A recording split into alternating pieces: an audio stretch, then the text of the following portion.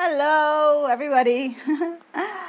All right, so I want to do this live today to actually answer all the bookkeeping questions that you all put in the thread that I posted in the group on the 14th of March. Yes, my life is a bit crazier.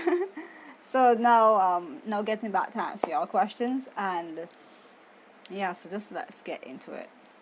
Right, so I asked on the 14th of March, what do you all have any bookkeeping questions that you want me to answer? So, well, the first question I did answer when the person asked it, I need to find clients. If any of you are wondering how you can find clients for your bookkeeping business in your country, definitely go watch. I have a video on YouTube, and it's in the thread. Look for the thread on March the 14th, and it's called How to Market Your Bookkeeping Business in Your Area. And in that video I go over the different ways that you can go about getting clients for your bookkeeping business in your area. All right, so the next thread was asked by Adam. I had questions related to pricing for clients. What should my criteria be? How should I justify my costs? What are indicators for clients? All right, wait. So Adam Wiesner. Adam asked a lot of questions, so I'm going to answer them one by one. So Adam asks, so I have currently and so I currently have bookkeeping experience in retail, which is good, and only in retail. That's fine. Is the bookkeeping going to be same for every other industry? All right, so you want to know if bookkeeping is the same for every other industry. So the bookkeeping business, no, wait, sorry, that's not Adam. I was reading Jenny. Let's go back to Adam. Oh, all right. So I had questions relating to pricing for clients. All right, so the first thing, what should my criteria be? All right, so in the Facebook group, I do have, I wonder where I put it. I put it in units, I think. I have actual download for you all when it relates to pricing that I did. It's just a tiny download that gives you an idea on how to go about pricing your bookkeeping services for clients. I have it in, oh my god, I think it's, let me see if it's in files so that I can tell you now, because I'm on my computer recording this on my phone. Right, so go into the bookkeeping group, go into the files at the top of the page, and you will see potential client questions on there, and then there's also a bookkeeping pricing list. All right, so that's where you can find that, Adam. And let me go back to the thread to answer the rest of his questions. I will be answering, because I know I've added some people today to the group, and if you are fortunate enough to be on this live, I know this was a little bit spontaneous, but you have to be alert.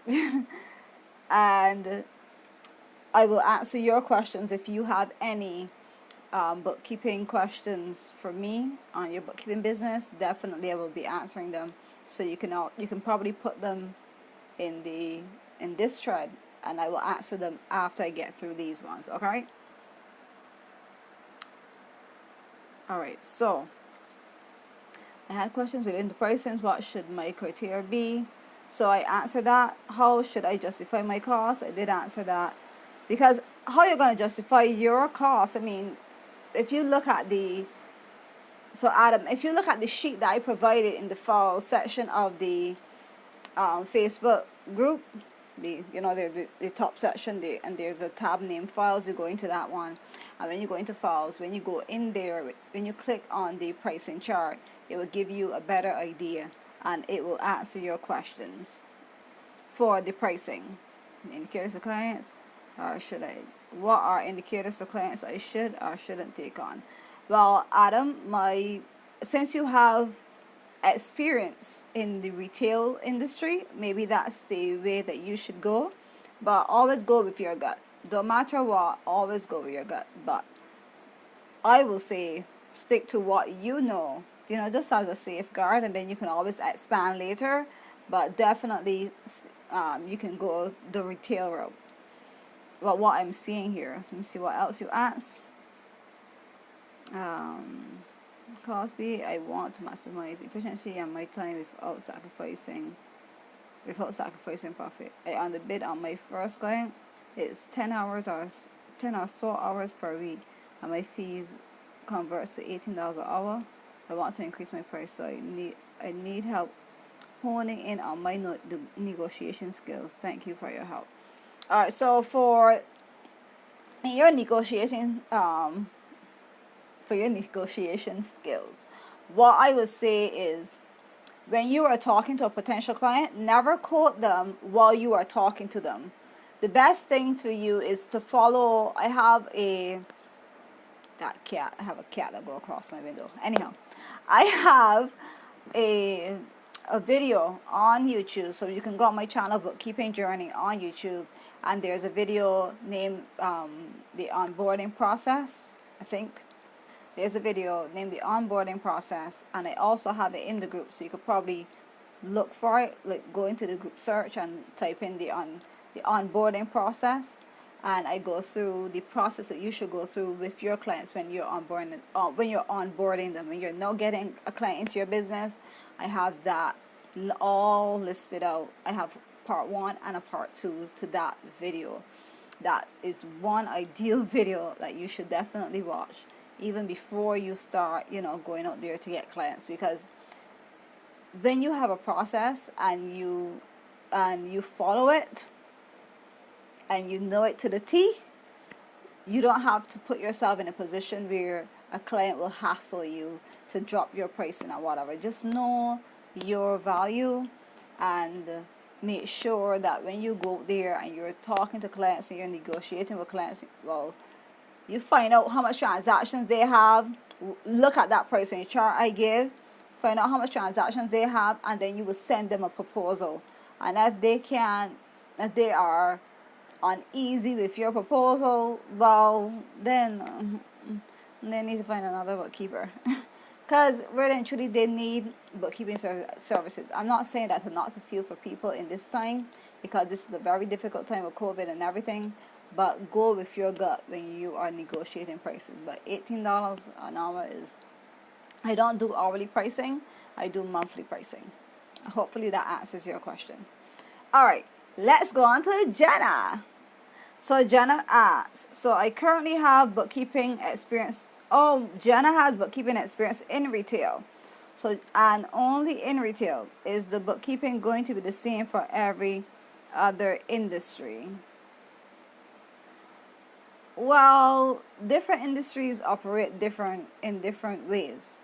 So the standard bookkeeping principles never changes, but there is like differences with obviously if you're dealing with a nonprofit, there's a whole different set of things going on there. If you're dealing with dentists, there's a whole, because I'm in a group with bookkeepers, with the BBL group that you all know about, and I go to a meeting every Wednesday, and when you listen to when you actually get to hear the different industries and the different things that they do, I will say it is different, but the principles don't change. But obviously, if you're doing the same way, how I could really word this. If you're selling shoes, so your store is that you're selling shoes, and you want to be a salesman for selling shoes. It's going to be quite a different type of sales if you go on to selling chairs. It's the same principle in sales, but it is a different way that you go about it. You're not going to tell the person, oh, you're going to look good in a chair, right? So hopefully that answers you, or it didn't confuse you. Let's go back to the question. And will doing the bookkeeping for other industries be different? I did answer that. Sorry if that didn't make sense. And Jenna and Adam were talking. There we know. It says here and there specific to the industry. but if you have a strong background in accounting, you'll be. Yep, and Adam did answer her. Adam did say there are nuances here and there, but it's the same thing I said, specific to the industry. But if you have a strong background in accounting, you'll be able to handle it. Yeah, it's true. Have 10 years of experience. I definitely agree. Okay, and that's all for the questions. Now, I see that I actually caught 2 people here on the live. If you have any questions, definitely put it now, and or this will be the end of the live video today. Now, this will be posted in the group, so even if you have questions after, I will definitely do another video. No, I'm not going to schedule a video because right now I have to go and do my workout for the day. So I have to really pop off, but I needed to pop on here because I promised y'all to do this video, and I will probably post this as well on the YouTube channel. Probably, I might think about it. I don't know. Anyhow, thank you guys for watching, and I wish you all the success in your bookkeeping business. And ask me any questions in the group. Remember, know that you're in a bookkeeping group with all bookkeepers that are looking to, get their bookkeeping business started. So it makes no sense you're marketing your services. Okay. All right. How do that is for people that come into the group and they want to post their pages and all that. So I have that stick at the top of the page just to reassure that I'm not sharing any links. All right, so let me answer Dorothy Smith. Dorothy asks, how do get clients to assist with identifying transactions? I guess I'm saying, how do you get clients to assist with identifying transactions? Oh, so you are probably a little bit, you're looking at your clients' books, not sure what, I think I understand what you're asking. How do you get clients to assist with identifying transactions? Just ask them. Just what you need to do, right, Dorothy? Instead of asking them, "Look, I have a question here," or "I have a question there." Make a list of all go through their books. Make sure that you have a list of all the questions that you want to ask them, and schedule a call with them and just ask them. Just ask them. They tell them you have questions that I want to ask you for, specific transactions. I'm going to put them all in a list, pull them up in a list. I want to know if I can hop on a call with you. Don't send an email because that's a waste of time. People do not check emails. Your clients will be too busy for that. So make sure you hop on a call with them and do that. Any more questions? Does that answer your question, Dorothy? Sorry, my phone is going off.